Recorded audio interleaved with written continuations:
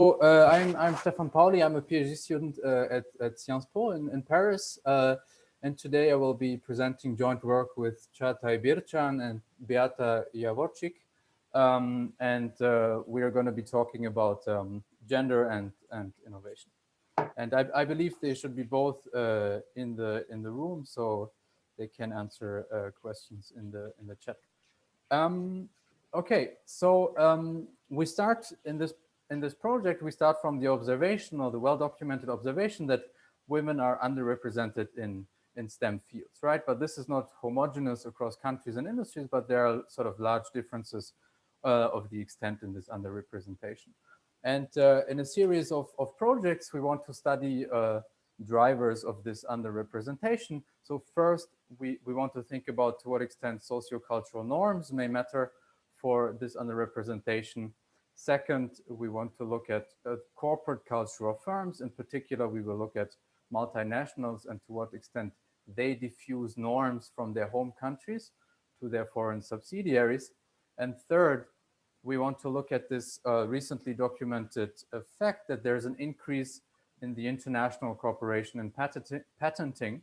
So this has been documented, for example, by Lee Brandstetter, where they show that basically over time you see that more patents are invented, co-invented across countries. And we want to ask the question, are women less likely to be able to participate in these international corporations because these corporations happen across different time zones and women are kind of constrained by outside work obligations, and so they cannot fully participate and benefit from this international knowledge spillovers. Okay, but so these are three different kind of projects that we are working on. Today I will mainly talk about the first one. So to what extent do national sociocultural norms matter for the gender gap in patenting? And we are particularly interested in a setting in Germany, in the German reunification, which we'll use as a natural experiment. And why we think that's a good natural experiment, because basically German reunification united two societies with very different sets of norms and very different levels of gender equality. And what happened basically after the fall of the wall, so in the East, you had many or more women in these STEM fields than in the West, and a lot of them migrated to the West. And we kind of want to ask the question whether these migrants influenced norms in the West, and subsequently this gender gap in patenting.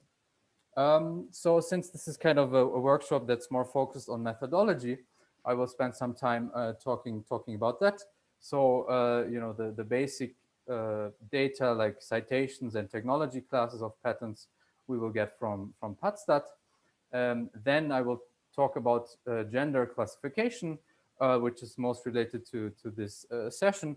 And I will talk about the work done by the UK Patent Office, and I will talk about the different sets of gender classifications that we have explored in our work. And then I will try to talk a bit about inventor disambiguation as well, since we want to track kind of these migrant inventors going from East to Western Germany. We want to try to construct panel data basically for these inventors. All right, oops. So first, you know, I want to highlight great work that has been done by the UK Patent Office on gender classification. And what they did, they wanted to create a comprehensive data set that provides a gender classification for all inventors that are part of the PatStat data set. And what they did is, so they had this, in their version of PatStat from 2019, they have 50 million unique inventor person IDs, and they kind of, you know, set out to provide the gender classification for each one of them. And the problem they were facing, you can kind of break it down in two separate problems. The first is to kind of, when you have a name in its raw version from these patent offices, they tend to vary a lot in the name format, right? So some offices will provide or will have a format of first name, last name, then others last name, comma, first name, and so on. And this does not only vary across patent offices, but also for one office across time. Okay, so first you have to kind of figure out which one is the actual first name that you want to classify, right? So what they did is they took an initial dictionary of first names from existing work that uses UK and US birth certificates, and also another data set that's based on Facebook data. So they have these kind of two initial dictionaries of first names, and then what they do is they also have a dictionary of last names from the US Census, and they combine these initial dictionaries to kind of see whether the raw name string they get from the patent office, with which probability kind of the first word they observe is a first name or last name, and so on. So that they can kind of impute the name format being used by that office in that particular year. Okay, so and once they kind of have solved this problem, which works pretty well, what they do is they go to the actual gender assignment, and they do that also using this these data sets that they were using for the first names that I highlighted here, because they also contain a gender classification. Okay, so both of these data sets, by the way, are completely open source. So if you click on the links, I'll send around the slides later. You can check them out. Okay, and this process leads them to a global inference rate of 75%. So of these 50 million unique inventor IDs, they managed to classify 75%. And you know that number kind of hides a vast heterogeneity, of course, as you may imagine, across patent offices. So they tend to do very well for Western names, let's say for Western Europe or the US, but they do much worse for countries like South Korea, Taiwan, China, and so on. Okay, so and what's great about this data set, in fact, so I linked it here, it contains these PAT-STAT person IDs, so you can easily you know, use it with other data sets that use the same identifier, such as the great work by Russell, Foster, Kozak, and Seliger, and their work on geocoding inventors' addresses. So they also have these person IDs in their data set. And then you can just merge the two. And here we are plotting the woman inventor share by the residence country of the inventor. Okay, and what you see is kind of this heterogeneity across countries, with you know, countries like Japan, Germany, also Scandinavia, having fairly low woman inventor shares. So they are in their bin. So these are quintiles here on the map. Darker quintiles are higher woman inventor shares. Brighter colors are lower woman inventor shares. So countries like Germany have something like 11% of women inventors, whereas former Soviet countries here in Eastern Europe have a woman inventor share of something like 30%. So there's this vast heterogeneity in this woman inventor share. Okay, so back to our context, we want to look at the German reunification. So what we did is we took this UK Patent Office data set and wanted to kind of you know, classify our Eastern German inventors based on that. But what we found is that basically that data set has an inference rate for GDR, so Eastern Germany, GDR patents of below 50%. So we did the gender classification ourselves. So we did a bunch of cleaning steps. Again, the problem there is that the format is not consistent across time. So we kind of fixed that format.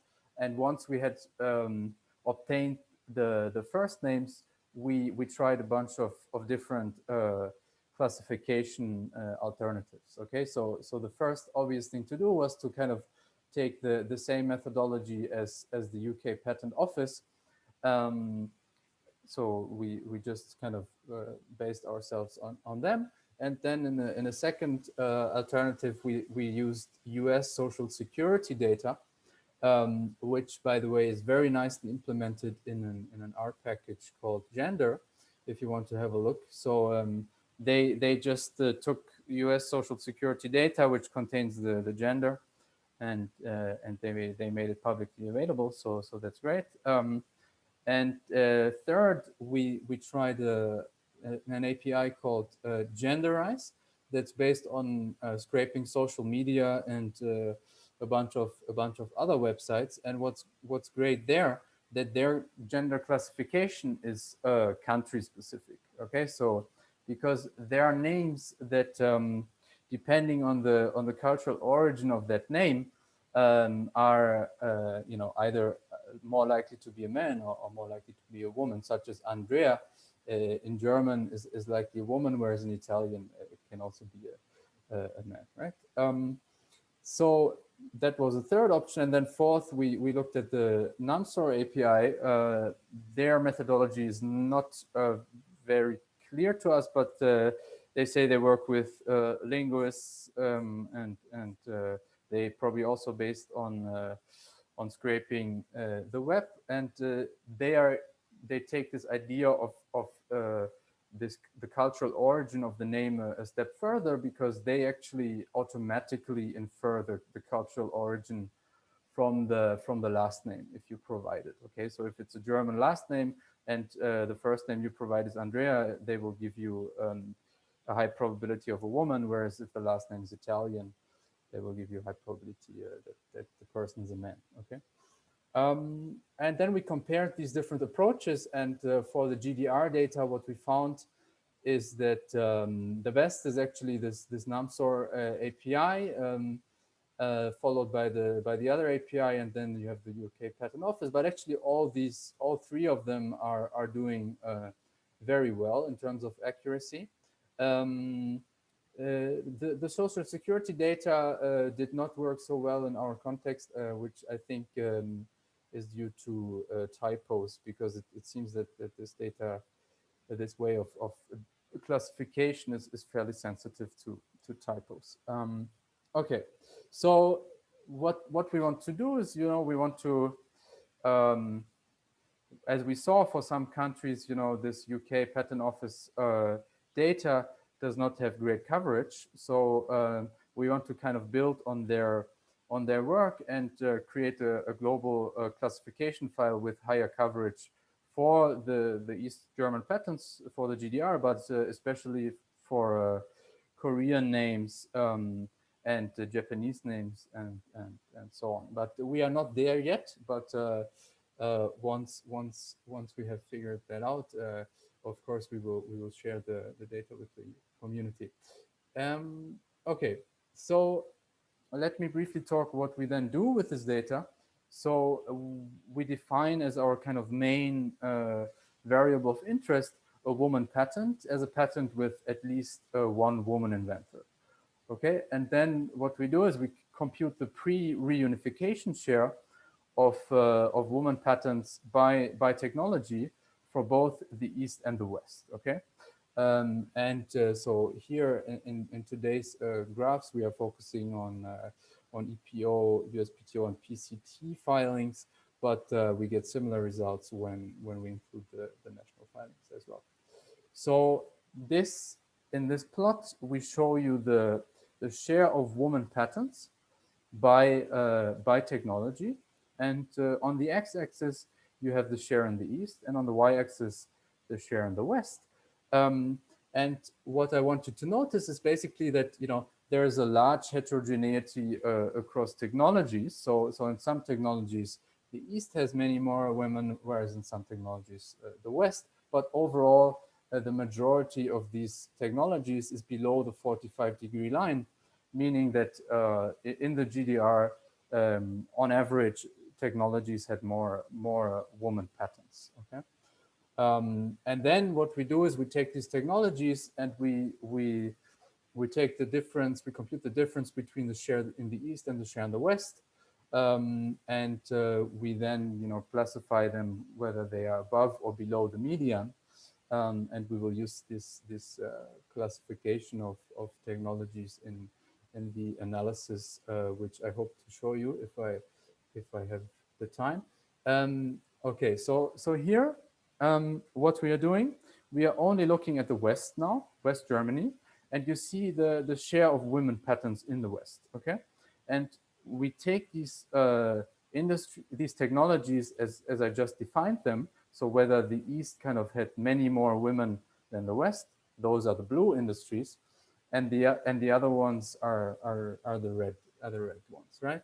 And we can see that basically after the fall of the wall, these technologies where the East had many women, these technologies see many women patents also in the West, and this is kind of suggestive of the fact that, so we know from research that many people migrated from the East to the West, and so we want to kind of study whether these migrants carried these different gender norms from the East to the West. Okay, so we can also put this in a regression. So this is at the patent level. So on the left-hand side, you have an indicator of whether it's a woman patent, and we regress that on the pre-reunification share of women patents in the East and in the West. And we can kind of see, so first, that there's a general increase in the number of women patents, on the probability that the patent has at least one woman, but that that trend is especially stark for industries or technologies where the East had many women. Okay, and okay, so we can also put this idea on a map. So what you see here is the woman inventor share for each county in Germany. And we produce, so we combine 5 year periods, and you can basically see that in the East, this woman inventor share is fairly persistent across time, and in general much higher. Okay, so in the West we see many more women inventors, and then in the West, while initially there are very few women inventors, this share starts to increase over time, but sort of very heterogeneously across space. So yeah, we want to kind of investigate whether migrants going from the East to the West played a role in the trends that you can observe in the West. And since we want to really track these migrant inventors, well, we need to disambiguate the inventor data. And so there's existing work by Morrison, Riccoboni, and Pauly, and that does this disambiguation for EPO, PCT, and USPTO filings. And their idea is basically to use very high resolution address information for disambiguation. So if an inventor is literally residing in the same address and so street and street number, even if the name is sort of fairly different, it's relatively safe to assume that that is actually the same inventor. And then once you've created these immobile inventor IDs, you can link them across locations by using other characteristics such as shared co-inventors, assignees, citations, and so on. And what we are wondering at the moment, and we haven't yet figured it out, whether these kind of techniques that have been used in the literature, whether they actually introduce a gender bias in this disambiguation exercise. Why? So for now, we thought of 2 points. So first, women are actually more likely to change last names. Okay, so this will actually make it more difficult for you to match these inventors across time. But on the other hand, there are fewer women inventors, so that will make it actually easier for you to link them across time, right? Or will at least introduce less false positives. So what we want to do, as we want to study this German setting, we want to use existing geolocation data on patents to also, extend this existing disambiguation exercise to local patent, national patent filings, and especially in our case for GDR inventions, so that we can track them from if they go from the east to the west after the fall of the wall. Okay. So I think I'm out of time, right? Or do I have time? Sorry, I was muted. You have about 2 minutes if you want it. 2 minutes. Okay, Yeah. great. So just a quick word then on the multinationals, I guess. So there we were asking the question, do differences in corporate culture explain the observed gender gap in patenting, right? And in particular, what we do is we look at FDI and how multinationals can diffuse these gender norms from their home country to their foreign establishments. Okay, and sorry, and what we do, we use the existing geocoding data again from Rastenfosse and co-authors, and we use the commercial data provider Orbis to get ownership links between firms, and Orbis also matches patents to firms, to their firm identifiers, so that we have a full data set of multinationals and where their inventors are actually located. Okay, and then we kind of look at the share of women inventors in multinationals' foreign establishments. And what we find is that basically that share of women inventors in foreign establishments correlates with the share that multinational has in its home country establishments, and also with the woman inventor share in that technology class in the home country. But the effects that we find for now are sort of larger for within firm diffusion of these gender norms. So it really seems to be that, if you are multinational and you employ many women inventors in your home country, you also tend to employ many women inventors in your foreign establishments. Okay, I'm done. Thanks a lot for listening. And we're looking forward to questions and comments. Thanks much, Stefan. Really interesting.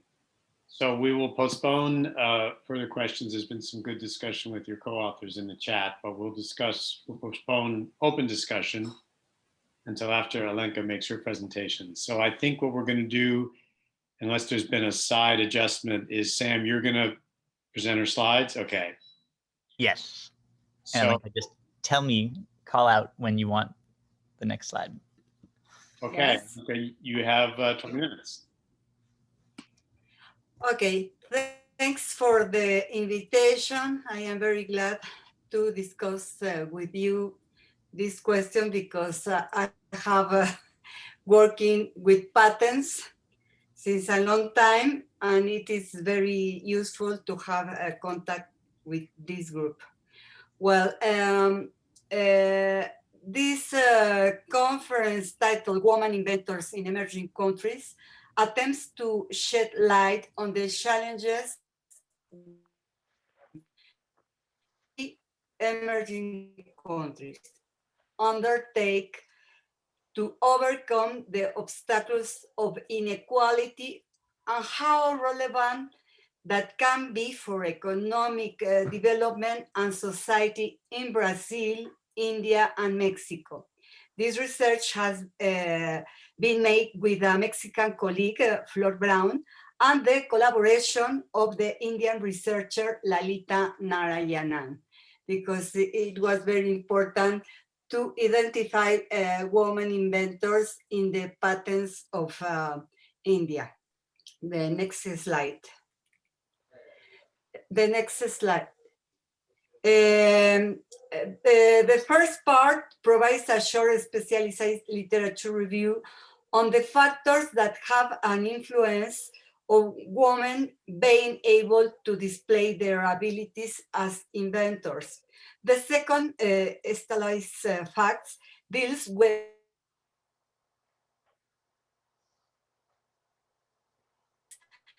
in the fields of education, science, and technology knowledge that have been implemented in the emerging countries in the study. The third part focused on analyzing the dynamic of women inventors in Mexico, Brazil, and India. The fourth specifies the empirical model meant to test the hypothesis and analyze the results. Finally, we arrive to conclusion and formulate some policy proposals. In particular, yes, the next slide. The next, yeah.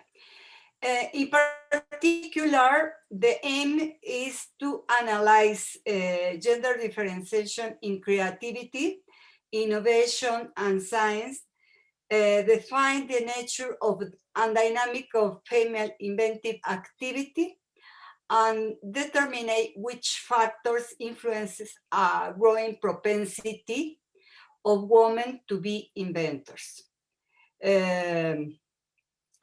The key questions for this research are: what are the nature and dynamics of women inventors in emerging countries with different economic development paths?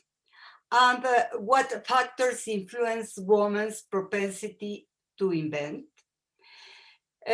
Considering the historic marginalization of women in scientific and technological activities, we expect that women possess potential abilities for invention, innovation, and that their inclusion in this sphere, co-participating with men, will have positive effects on the creation of new processes and technological products.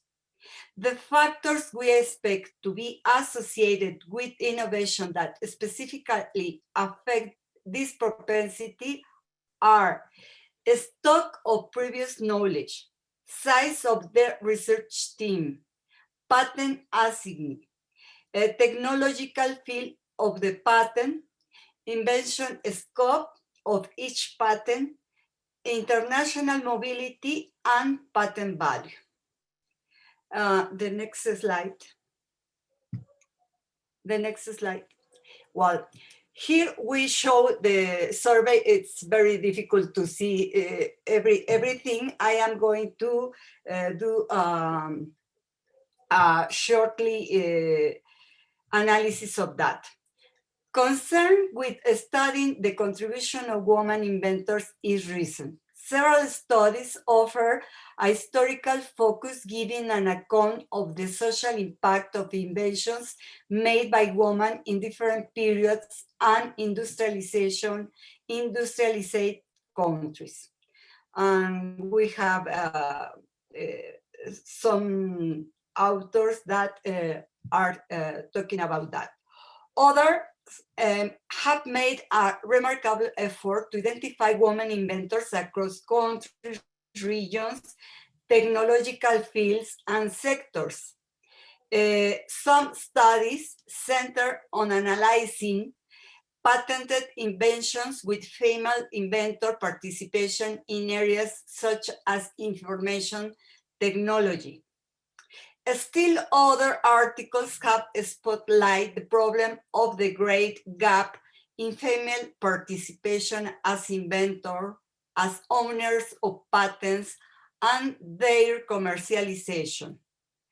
As for emerging and developing countries, studies have done of Mexico, as have a comparative study of several Latin American countries, showing the huge gap in female participation in inventive activities, identifying the type of technology sectors in which women participate, and explaining the rate of female involvement in innovation activity associating external collaboration and the institutional sector of granting. The literature of women inventors, and in particular on factors affecting women's propensity to innovate, remains limited. The relevance of this research is validated to the extent that the study of the nature, dynamic, and factors which explain the propensity of women to innovate in emerging countries may contribute policy proposal designed to increase women's participation in inventive activities. This system will positively impact growth and development in such countries, helping to accomplish the Millennium Goals. Well, the next slide. The next slide. And the next slide, because this is the survey that, well, in the light of the international commitment to empowering women, particularly regarding access to education and scientific knowledge, certain Latin American and Caribbean nations, as well as other Southeastern Europe, have achieved gender parity, especially in higher education. Participation of women has surpassed that of men in some countries. Other countries in Africa, the Middle East, and Asia still have a sizable gap that needs to be closed. Women represent an average 28% of the total number of researchers worldwide, with the highest index being. Well, according to the Gender Inequality Index estimated by the United Nations Development Program, Brazil and Mexico stand out for practically converging in 2014 Gender Development Index, whereas India has a lower index. The latter country, however, reflects a rise in 2018, while improvements for Mexico and Brazil are marginal. The Latin American countries' gender inequality index rank between the countries of high human development and the medium human development, while India is below the low human development. You can see in this table some interesting statistics to see how the countries have have development to incorporate women. I can put in one color the very high human development, the high human development, and the medium human development, and the low human development. And I put every country identifying where the countries. Only Brazil is in one aspect in the Gender Development Index with the very high human development. But you can see that, for example, India, for women, are identifying with low human development. The next slide. Yeah. Well, the gradate gender gap by scientific fields has different dimensions across countries. The gender gaps for engineering, manufacturing, and construction science, and for technology, engineering, and mathematics is a fact for the three countries, and there have been hardly been improvements in 2017. with none, in fact, for Mexico in the later. Male graduate percentage is higher for information, communication, and technologies in Brazil, and agriculture, fisheries, and veterinary in India. The gap has been increased from 2014 to 2017. To the contrary, graduate percentage favors natural science, mathematics, and statistics, and strongly in health and welfare in the three emerging countries, and minor changes have occurred. Observation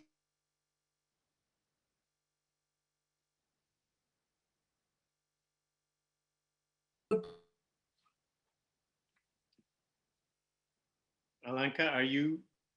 please. Yeah, the next slide. Yeah. We were having trouble hearing you for a second. Can you put the next slide?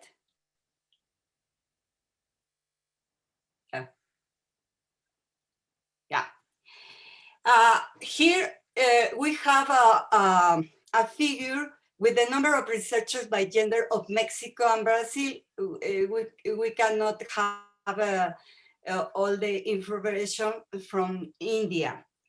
Observing the participation of women within the total group of researchers in Brazil and Mexico in 2011 and 2015 compared with 1996 to 2000, improvements are noted. In general, number of researchers in Mexico increased more for men than for women. We went from 8,000 to 34,000 researchers. As for Brazil, the increase was noteworthy and even higher for women. The differential between Mexico and Brazil, that is 89,000 compared with 312,000 researchers, is most likely associated with the fact that the former country has had paltry GDP expenditure on R&D. Yes, you can see in the case of Brazil, that is in the below, that the increase of a researcher is more than in Mexico, and that is explained because Brazil has increased the expenditure of research and development. When identifying researchers by scientific areas in the two Latin American countries between 2011 and 2015, diversification and greater integration of women in the various scientific fields are observed. Although Brazil has a quarter in medicine and Mexico in turn 22%, the differential between the two countries in the number of women researchers in the field is substantial. The count for Brazil is 86,000 in 2011-2015, with an increase of 9 times with respect to the period before. In Mexico, the figures are 70,000 researchers, an increase 4.6 times. Other areas of importance are agriculture and biology, science and biochemistry, genetics, and molecular biology, an average 10%. And to the lesser degree, immunology and microbiology, 5%, with other fields marginal in terms of percentage. The next slide. Okay, Alenka, just a couple more minutes, okay? Yep. A couple more minutes. Okay.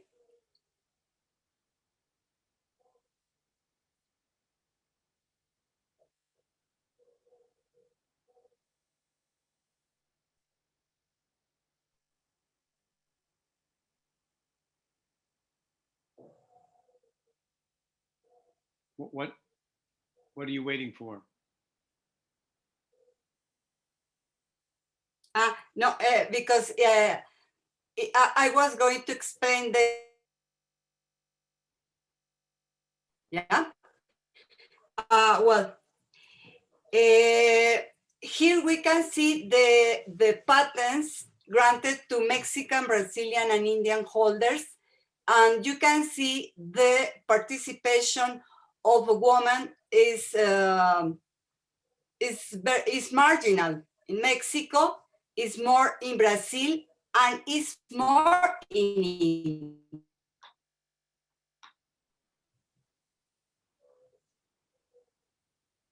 The next slide. Yes, here we can see the distribution of women inventors by assignee patent in technological field, and in by holders, individual institution firms of Mexico, Brazil, and India. And you can see that in Brazil and India, is more important the patents of institution, and in Mexico, the institution is lower, individual is more. And here we can see the woman participation in different technological fields. Yes. The next one. Well, here we have organized how many women are participation according to the technological field. Yeah. And this is a percentage. Mexico is especially because, yeah, especially in others, in Brazil, in drugs and medicals, in India, and chemical. And after, we can see where they are making the backward patent citation that we consider the knowledge stock. And after the value, the forward patent citation that we consider the value patent, the claims that we consider the technological patent that are the holders. And we can see in what technological field are more important. Yeah, the next one. About the, well, here we can see the model that we are proposing to identify the factors in innovation that affect the propensity of women to be inventor. And we estimate the propensity of women to be inventor, and it is in function of the stock of previous knowledge, that is the backward patent citation, the size of the research team, the number of inventors involved in the generation of patent, the assignee patent field, that is firm, institution, individual, co-patent firms, co-patent firm, and institution, the technological field, and the technological scope, that is the claims, scientific technology links, that is the citation of articles in the patent, the international mobility, inventor mobility, that is the presence of some foreign inventor in the team of Mexican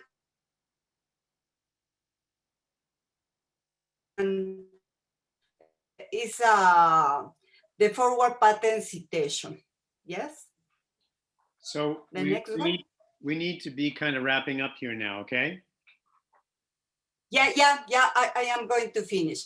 Okay. Well, these are the results that we have obtained, and we can see that which is important for the three countries. We have made every model separate because we had different years for every country. And we can see that concerning the stock of previous knowledge is for the case of Mexico, for the case has been statistically significant only for the Mexican case. And we estimate the elasticity estimation. We identify the results with another studies relative to the size research team. There is only a positive influence for the case of Mexico and Brazil.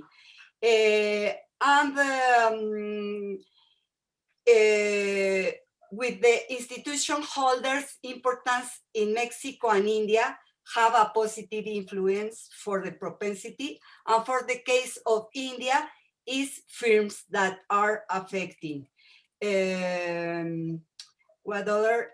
With the technological field, mechanical is statistically significant for Mexico, and the fields of drugs and medical, electrical, and electronic and others are for Brazil. In India, however, not a single film has an impact on the propensity of women to be inventor. We have confirmed the result. Even if we have confirmed the positive influence of drugs and medicals in the Mexican and Brazilian case, but now modeling each woman inventor and not each patent. Well, you can put the next slide. Yeah, the conclusion. Toward fostering diffusion of the technological knowledge codified in patent documents, increasing the number of word patent citation. This is the case on Mexico. Increase inventor team size, including more woman inventors.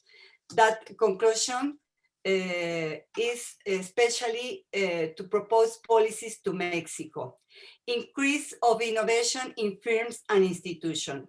As Mexico has been specialized in the mechanical sector, one recommendation is to support development and innovation in this sector, incorporating more women inventors and thus diminishing gender inequalities. Nevertheless, does not eliminate the importance that other fields have, especially those with greater knowledge intensity, at the present of foreign research in the inventor teams. The next one. The next one are the conclusion. The next one. For Brazil, the proposal increasing the number of researchers on teams, encouraging women to join. Stimulate individual innovation. According to Brazil, specialization strengthens innovation in drugs and medical, electrical, and electronic and other sectors. The next one. That is for the case of India. What are the policies to recommend to increase women inventor propensity, to improve innovation firms and therefore patents, and so incorporate more women in R&D activities. especially in drugs and medical, electrical, and electronic, and others, but also encouraging an increase in claims per patent, which is apparently associated seeking a broader range of claims, requires not only the talents of men, but also of women. Yeah. Okay. Okay. Thing that I want to say, while India is the most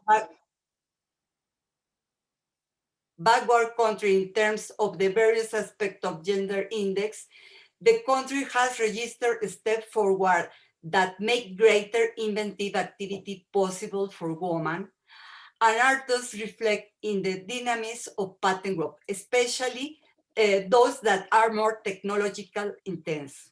The potential growth and well-being of nations in the world will have to be supported by the merging of cognitive skills and innovation of women and men. Yeah. Okay, thank you very much. Thanks. So now we have about 15 minutes for just some general discussion. Questions, comments?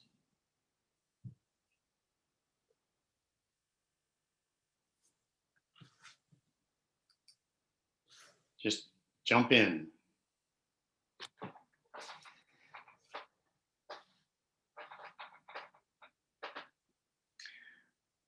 Well, if no one else, I have a question, Alenka, for you about that, the regression that you showed us at the end. For that, were you continuing to measure women's participation in patenting in terms of at least one woman on the patent? So you're just tracing at the patent level, is there a woman or not? Is that how you're measuring it? Yes, yes. I have considered one woman at least in each patent. So that's how. So something for you to think about, you got a significant effect associated with the size of the team. And if we think, if this isn't true, but if we were to think of it as just kind of random who ends up on the team, the more people there are on the team, you're increasing the chances you have a woman just randomly. So you might want to think about either measuring it in terms of looking at each inventor and counting each inventor, is it male or female? So then you wouldn't have that. There might still be a team size effect, but then it wouldn't be random.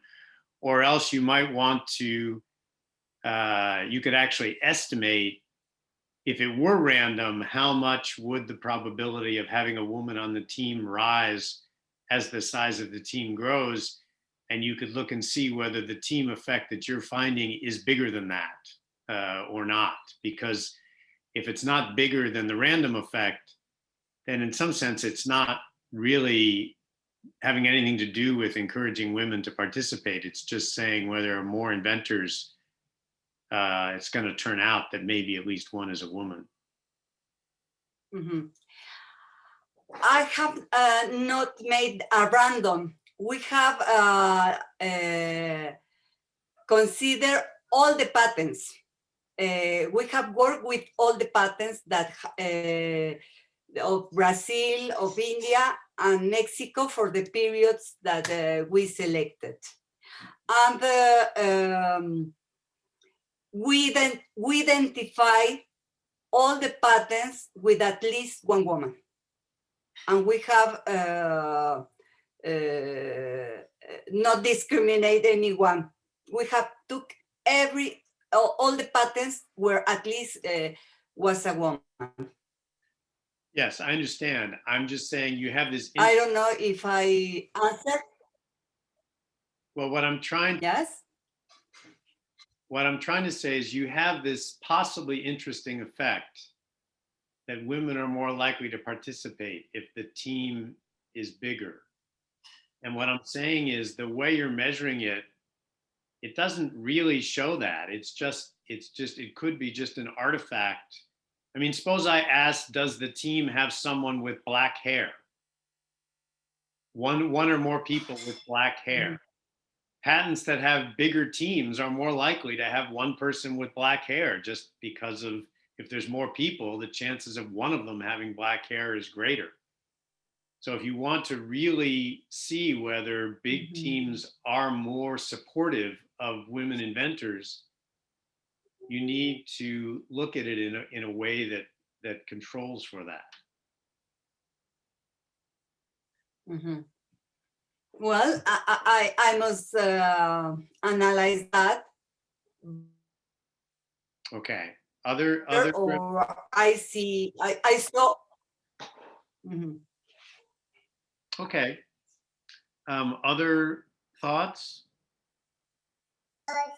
Hello. I have one question for Stefan. Maybe I missed it because here is dinner time, so I'm kind of busy. But I was wondering whether when he looked at inventors in Germany, he mentioned that he was using this information on the country of origin by Namsor. But I was wondering whether, for instance, an Andrea in Germany could be an Italian immigrant eventually or not. Yeah. Thank you for the question. That's great. So basically, yeah, what we did for now was indeed to assume that the cultural origin of these names is Germany as a first proxy. But indeed, what Namsor allows you to do, that when you have the last name as well, you can just feed it both the first name and the last name, and then it will recognize that the last name is kind of from an Italian origin, and then it will kind of tell you that Andrea is more likely to be a woman, actually. So that is possible to do. Okay, thanks for that.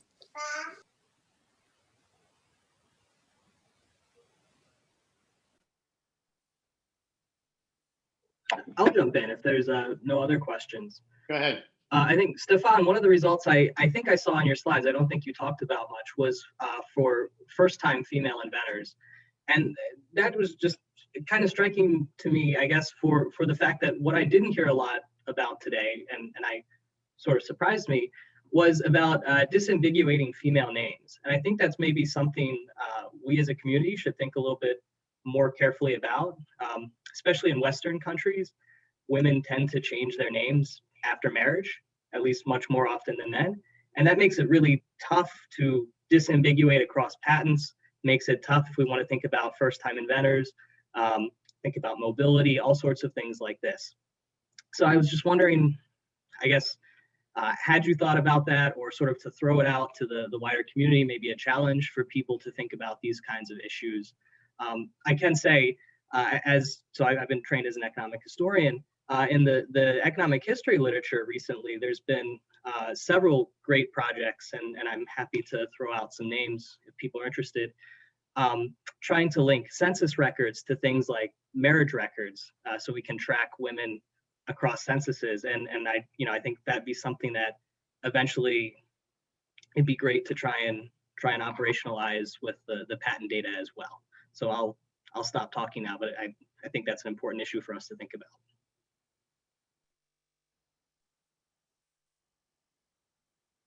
Yeah, I mean, I totally agree. That's a great point, and I think what we saw from the existing work on inventor disambiguation, this has so far not really been taken into account. Yeah, so like up to this point, we are still relying on that existing work. But as we will create the panel of East and West German inventors linking GDR patents to the other patents, we will think about these issues in particular. In our case, the outcome is really kind of about women inventors. So we have to be very careful that we are not kind of having a disambiguation bias in one way or the other. So yeah, I think it's a very important point. Unfortunately, we haven't made progress yet on that point. It's a tough problem, so I'm not blaming, but it's an issue we should, I think about.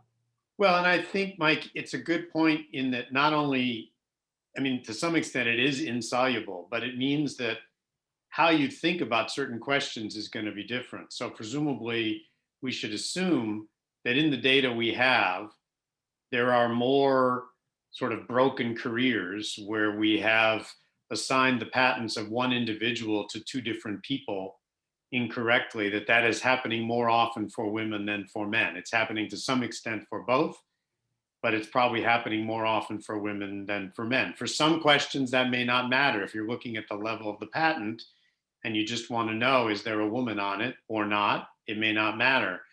But if you're looking at things, as you pointed out, like at what age do you get your first patent? We should probably surmise that it is more common that what looks like a first patent for a woman is actually not their first patent than that happens for men. So I think it is something that merits kind of some systematic thought about its implications for how we think about the data.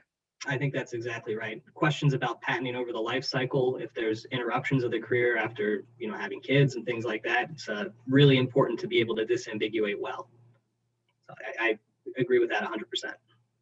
Yeah, and I think, so in that sense, kind of disambiguation is more difficult for women. But, there's also another point that since these women inventors are very rare in the data, it's actually to some extent easier to disambiguate them. Right.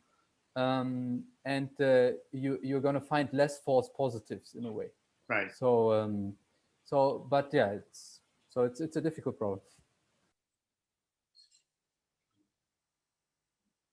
Other thoughts?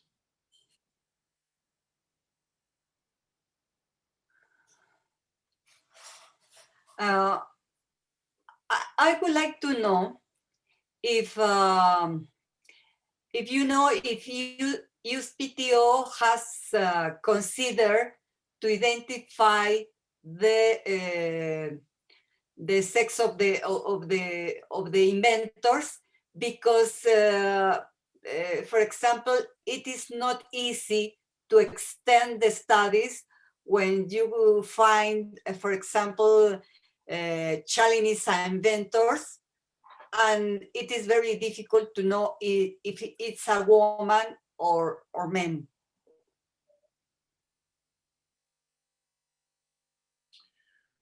Well, in general, I just two observations, and then there may be other people on this seminar who know more than I do.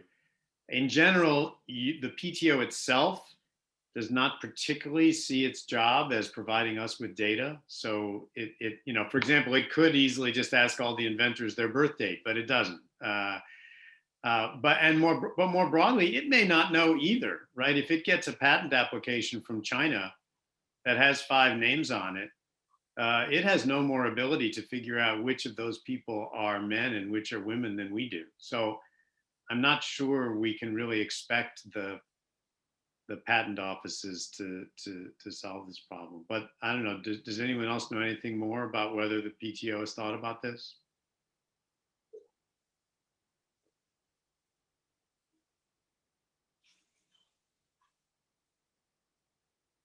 So I mean, that is the argument for the PTO doing collection of gender, right? Because they aren't able to deal with this. You mean for them actually explicitly asking for it? Yeah, that's like Lisa's Cook advocating for a bill for them to explicitly ask people their gender. And has there been any interest? I mean, I'm trying to remember if this was presented here. I think certainly it has gotten some congressional support, but I don't actually know if it's been passed. Yeah, I guess not you mentioned it. Lisa Cook talked about this at our December meeting. You're right. I forgot about that. Yeah, you're right, Bitsy. So it would require, it's not something that the PTO would decide on its own. It would require legislation. Yes. Okay. Is there any country in the world that does collect this information? Does anybody know? Well, they might not collect this information, but I'd imagine if you use the Scandinavian countries, you have very good, but I guess that's only for domestic inventors. because it can be merged to other administrative data. Yeah, right. In Mexico, for the Mexican inventors, it's easy to identify because we know that certain names are for men. But for example, if a man, his name is Guadalupe, it is very difficult to know if it's woman or man. Right. And well, I think it's a challenge to have the statistics that let us make the studies better, no?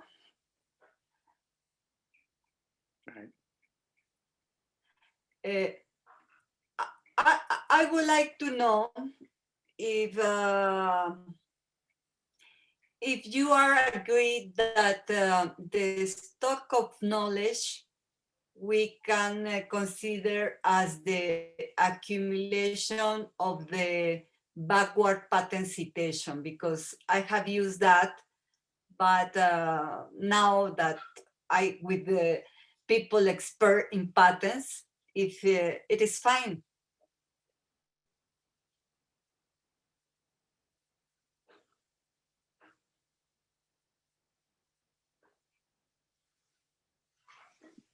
You're asking if it's appropriate to use backward citations as a measure of the stock of knowledge?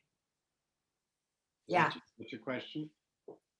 Well, that's probably a longer conversation. The answer is not necessarily, because there's a specific set of rules about the backward citations, and it relates a bit to our conversation last week about in-text citations. An argument could be made that the in-text citations are perhaps more indicative of the knowledge used by the inventor, but knowledge used isn't quite the same thing as the stock of knowledge that's there. So there really are interpretation questions as to what you mean by the stock of knowledge. I see that Emily has her hand raised in the participant window. Did you have a question or a comment? I'm not actually seeing you. There you are. Hi, sorry. I think I was just jumping into, there was a question about if USPTO is interested in doing gender attribution work. And like the short answer is yes, they are. We're just trying to figure out how to do it just like everyone else. But I'm not speaking on behalf of USPTO. I'm speaking on behalf of the Patents View project that works closely with USPTO. Yeah. No, so I think we've appreciated the work that Patents View has done with the existing data. What Alenka was asking was there any prospect for the PTO itself in the prosecution process to collect more information than they do now? And that's, you know, that's a big question. Bitsy, do you have something more to say? Yeah, so I've advocated, and my advocating for something means, you know, exactly zero, that the USPTO should do a job of collecting identifiable information for inventors. And I know that the prosecution history of patents is public, but I don't think it would be unreasonable for them to say, you need to give us your tax ID, and we will assign you an inventor ID based on your tax ID. And that inventor ID is then public, but your tax ID isn't. And that way you're just identifiable. And if you're a foreign national who wants to file for a US patent, well, this is a big grant, so get a tax ID. Yeah, I mean, I think for everybody on this call, advocating for that seems sensible. I think that I don't think Josh Lerner is on today, but I'm flashing back to the first time we visited the PTO about 20 years ago to talk about research on patent data.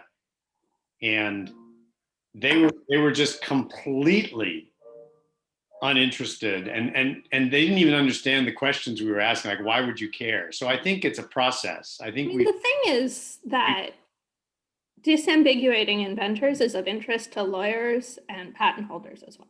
I'm just saying, I think it's a process. We've actually made quite a bit of progress, was what I was saying, from where we were not that long ago.